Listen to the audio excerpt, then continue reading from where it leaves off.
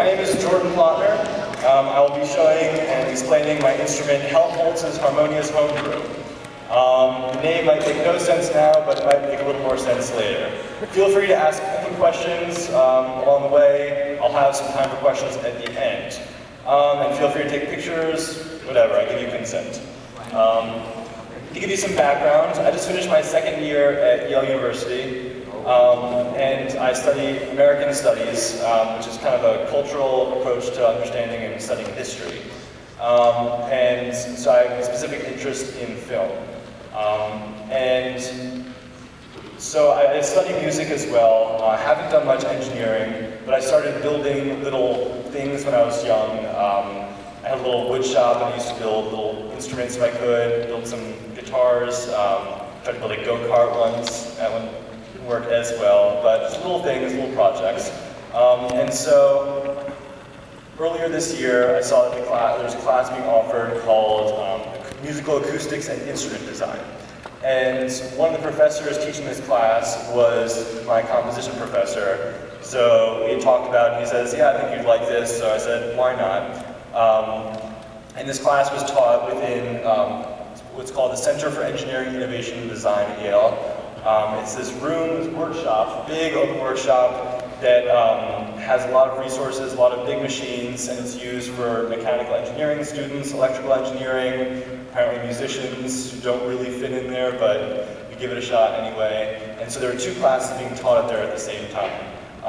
One was a musical instruments class, and the other was medical devices. So on one side of the room you had people making funny sounds, on the other side you had people saving people's lives, which kind of made us musicians feel a little guilty, but we went on with it anyway.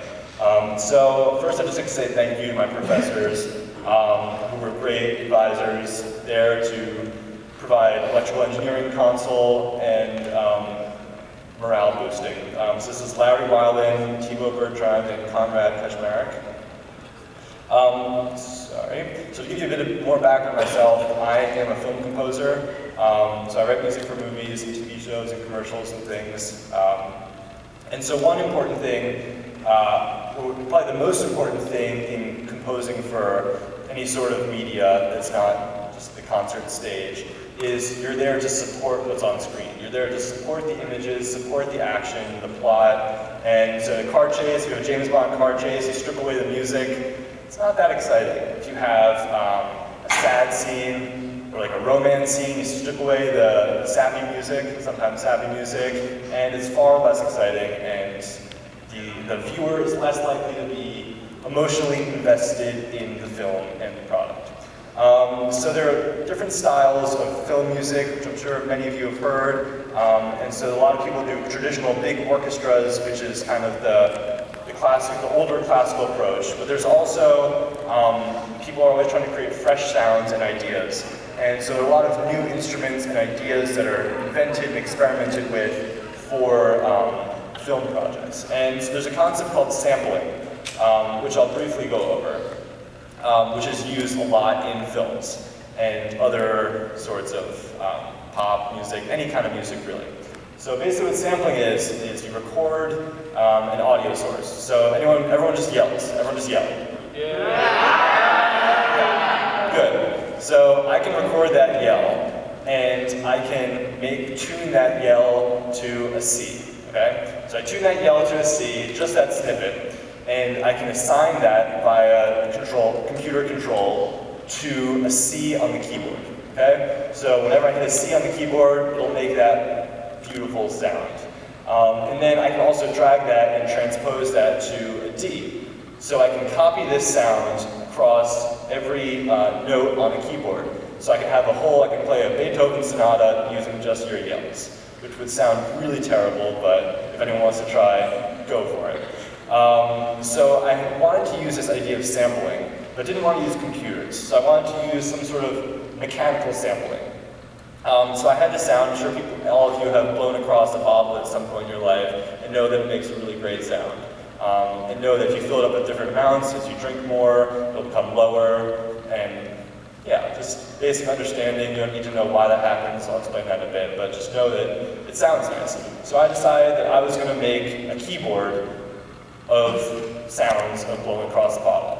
So there are a lot of things that had to go into this, and a lot of planning and research. And first off, it's important to know the science behind the sound, science behind the bottle, and why something like this happens. So I'm going to briefly describe the physics of a bottle. And so basically how this works is you think split a bottle into two parts. You have the top half, the narrower half, and then the bottom half, which is just the wider part. So if you think of the top air column as a mass, and the bottom as a spring. So a mass on a spring, or for the sake of this, a person on a trampoline. So you're jumping on a trampoline. So you jump, what happens? Just yell it out. So before you bounce, you go up or down? Go down, okay? So you're down, and then you're brought back up, and then go down again, and up again. And so you're going up and down, and that creates an oscillation. So basically a change in, you're creating a wave. And so basically what's going on when you're blowing across this bottle is you're inducing trampoline jumping of all these little air molecules. So you're blowing across, and in the bottle, air is going up and down, up and down. And so this produces a frequency. And when you change the amount of water that's in the bottle, what you're doing is you're adjusting what's called the spring constant. What's written here is K. And basically what the spring constant is the springiness of the spring. So the more, someone say, when you have more water in the bottle, is it going to be higher pitched or lower pitched than if you have less? Higher pitched. Okay, so why does that happen?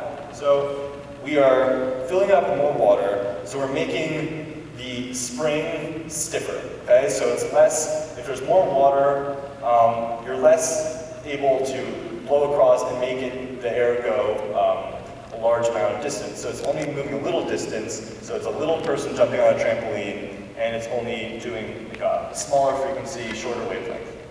Higher frequency, shorter wavelength. And so when you hear a sound in a piano, so if you press a C on a piano, you're hearing the C, plus you're hearing a whole stream of other notes. And all these notes are blended together in what's called the harmonic series. Does anybody play guitar here? Just raise your hand. Great, a lot of guitar players. So if you tap lightly on the 12th fret, what happens? Harmonic. So basically what that's doing is it's muting the string. It's muting part of the string and allowing only, so when you're playing, all these notes are sounding, okay? And when you play a harmonic, you're muting a select few of them. So you're only hearing the higher harmonics of the note. And on the right is what's called a spectral analysis graph of the audio files, of the audio created in this instrument. And so the reason it's called Helmholtz's is Helmholtz was a physicist who, an inventor who did a lot of research and study of this. So now I know a little bit about the science, so I need to go about planning. So initially I knew I needed an air source. I knew I needed something to blow across a bunch of bottles, to make sounds in the bottles, and have keys that would trigger different notes to be heard. So first off, let's list, you call out one by one the source of air. Like if I was to just create air. Blow. Besides a red air compressor. Yeah. Blow dryer. Fan. Air conditioning. Wind. Great. Okay, so the first thing I thought of was a hair dryer.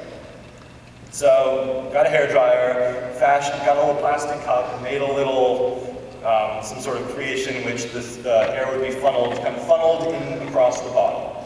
So now, what problems do we think would arise? They made a sound in the bottle, but what problems do you think would arise? Too noisy.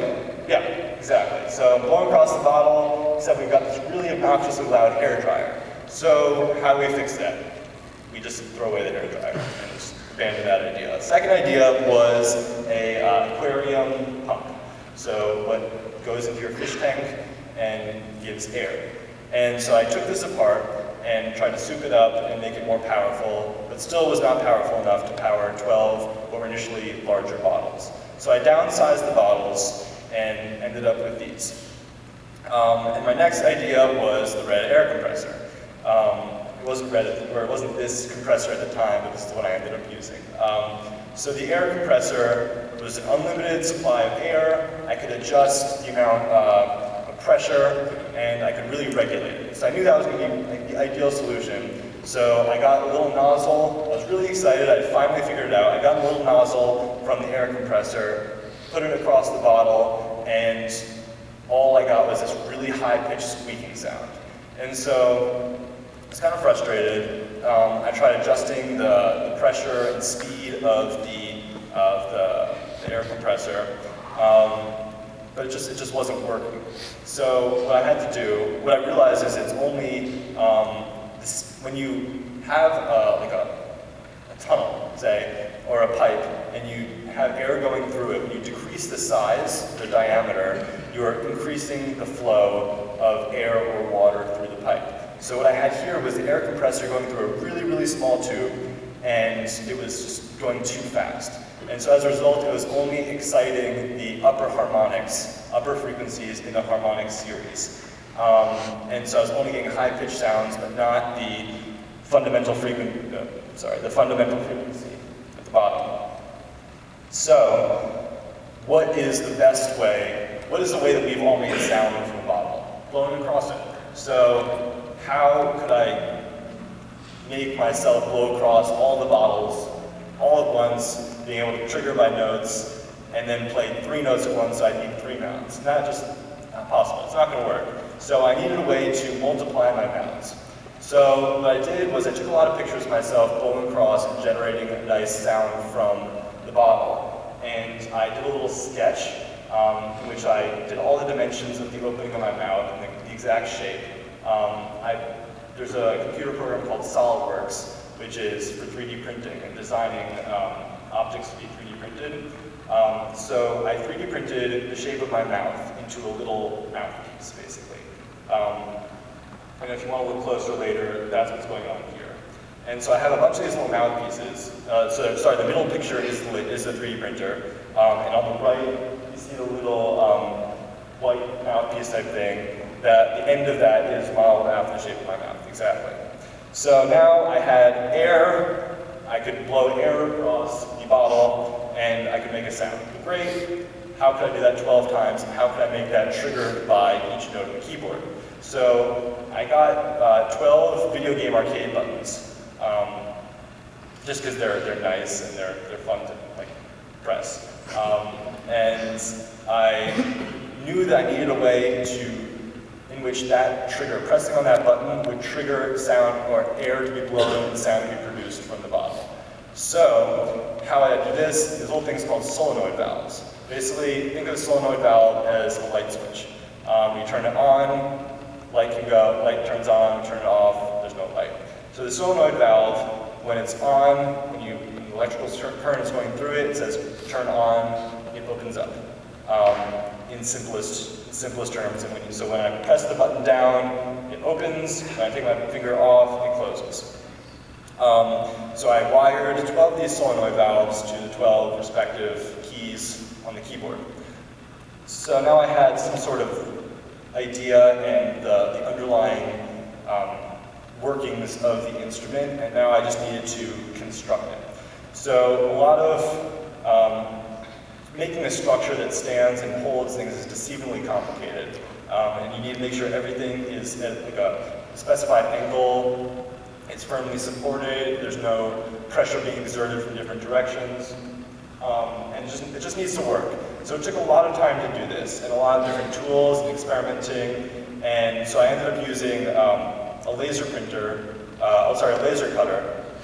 in which you draw a design in the computer, you take a piece of wood, or a piece of wood or a sheet of acrylic, which is the top plastic layer. You put that into the laser cutter, and you get a big laser and it just draws out these shapes and just cuts them out.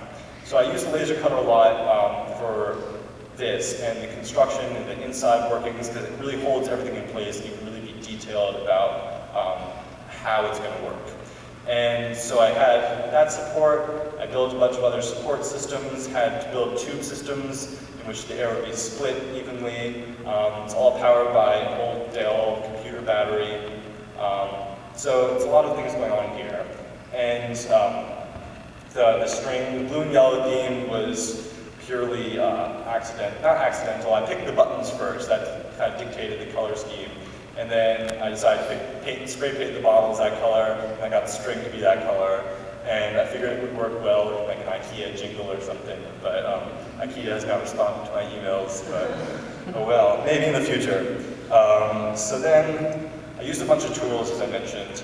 On the left is the 3D printer, we got a pole saw, which actually became my best friend, and really sad, right?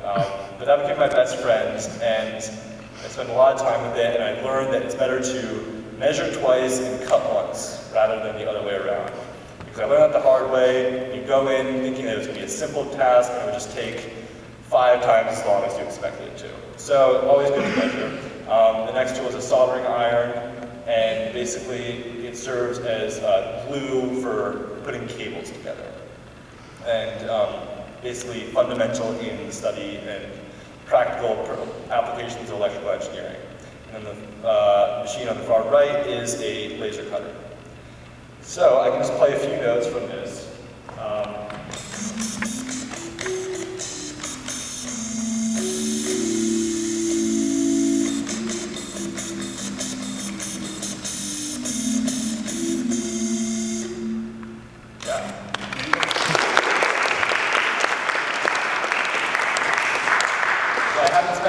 Practicing the instrument because building it took long enough, so I encourage all performers to practice. And if anyone has any questions, I'd be happy to answer anything. Don't be shy. Yep. Is there actual liquid in the bottle? Does it matter if it's liquid or another substance? I have liquid in the bottle. It would matter. It would change the quality of the sounds. It would be hard to notice the difference in a lot of situations between different liquids, and the viscosity or the thickness of the liquid would change, or if it was just like a smaller bottle, that would also change. But I have same size bottles, just different amounts of water in them. Anyone else? Yeah? In what way does your invention of this instrument connect with your work doing film scores? So I'm always trying to create new instruments and new sounds for my scores and my music. I built one in one piece for a film I did recently. I attached some pickups for my double bass to an electric kettle. And so I started heating up water and recorded the whole process of boiling of the water until you hear the bubbling and the rumbling of the electronics, and then you hear the little click at the end that says your tea or water is done. And so I used that, and I sampled the click, did all sorts of